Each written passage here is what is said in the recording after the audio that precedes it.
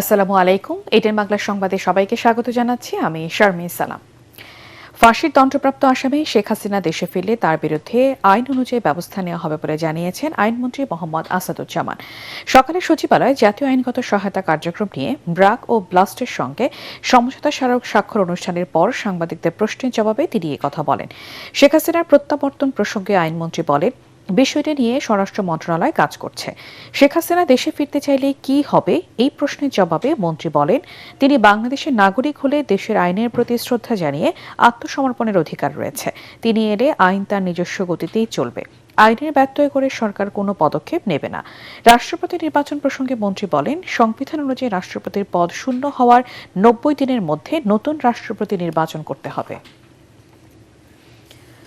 ২০২৫ সালের ফেব্রুয়ারি থেকে মে পর্যন্ত মামলার ফাইল পার্টিকুলার কয়েকটা আইনের আওতায় মামলার ফাইলিংয়ের যে রেশিও ছিল, আমরা ২০২৬ সালের মার্চ থেকে মার্চ, এপ্রিল, মে ৩ মাস আমরা ঠিক একই সময়ে ওই মামলাগুলোর ওই আইনের আওতায় মামলাগুলোতে দেখলাম ফাইলিং হার কমেছে 62+%, যেটা আমাদের কাছে অনেক আশার সঞ্চার করে। মৌলভীবাজার থেকে সিলেটের উদ্দেশ্যে যাত্রা শুরু করেছে এনসিপি নেতৃবৃন্দ। সকাল 10:30টায় সার্কিট হাউস থেকে বের হন নাহিদ ইসলাম, সার্জিস আলম, নাসিরুদ্দিন পাটোয়ারি সহ শীর্ষ নেতারা। দুপুরে সিলেটের গোপালগঞ্জে পদযাত্রায় অংশ নেবেন তারা। মৌলভীবাজার ছাড়ার আগে বুধবার হবিগঞ্জে সমাবেশে যাওয়ার পথে পুলিশ ও ছাত্রদলের বাধার কথা তুলে ধরেন দলের আহ্বায়ক নাহিদ ইসলাম। আজ ও আগামীকাল জেলা সদর সহ ওসমানীনগর, কানাইঘাট, জৈন্তাপুর, গোয়াইনঘাট ও কোম্পানিগঞ্জে সমাবেশ করবে দলটির কেন্দ্রীয় নেতৃবৃন্দ। এদিকে হবিগঞ্জে হামলার পর সিলেট জুড়ে বিরাজ করছে টান টান উত্তেজনা। নিরাপত্তা জোরদারে বিভিন্ন জেলায় বিভিন্ন স্থানে বিজিবি মোতায়েন করা হয়েছে। এনসিপি নেতাকর্মীদের উপর হামলার ঘটনায় হবিগঞ্জ জেলা ছাত্রদল সভাপতি সহ ১০০ জনকে আসামি করে বাহুবল থানায় মামলা দায়েরের কথা জানান তারা। অন্যদিকে হবিগঞ্জ পৌর এলাকা থেকে ১৪৪ ধারা প্রত্যাহার করে নিয়েছে জেলা প্রশাসন। আমরা চেয়েছি ফেসিবাদী শাসন ব্যবস্থার পরিবর্তন, নতুন একটি গণতান্ত্রিক বাংলাদেশ। এরপর আপনারা দেখেছেন ইলেকশনের সময়কালীন আমরা আরো কয়েকটি কথা বলেছিলাম, সারা বাংলাদেশের জনগণের নিরাপত্তার জন্য, চাঁদাবাদী, সন্ত্রাস, দখলদারিত্ব বন্ধ করার জন্য। ৩ দিনের সফরে আজ ঢাকায় আসছেন যুক্তরাষ্ট্রের দক্ষিণ ও মধ্য এশিয়া বিষয়ক বিশেষ দূত সার্জিও গোর। ঢাকা সফরকালে তিনি প্রধানমন্ত্রী তারেক রহমান ও পররাষ্ট্রমন্ত্রী খলিলুর রহমানের সঙ্গে সাক্ষাৎ করবেন।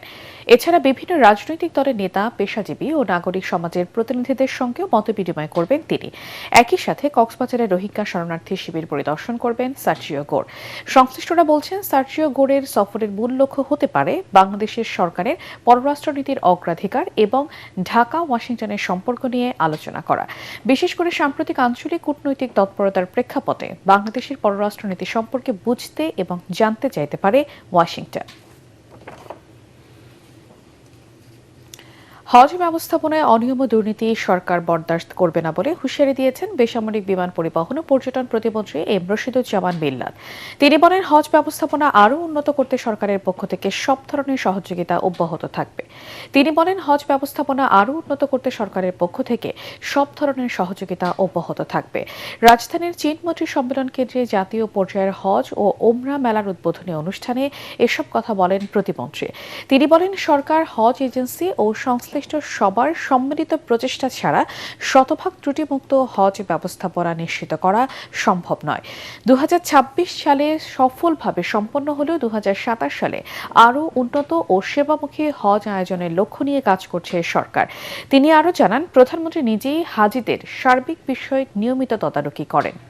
তার নির্দেশনায় হাজি ক্যাম্পে খাবারের মান উন্নত করার পাশাপাশি হাজিদের বিমান ভাড়াও কমানো হয়েছে।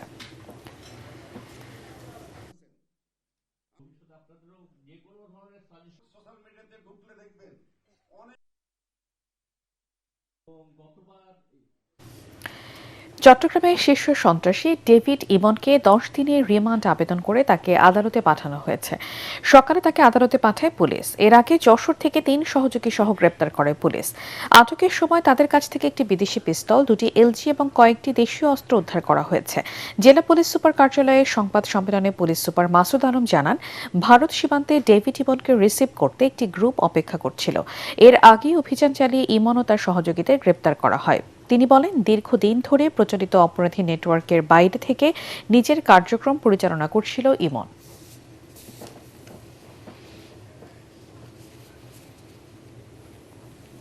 পরবর্তী সংবাদ দেখার আমন্ত্রণ জানিয়ে এখনকার মতো শেষ করছি।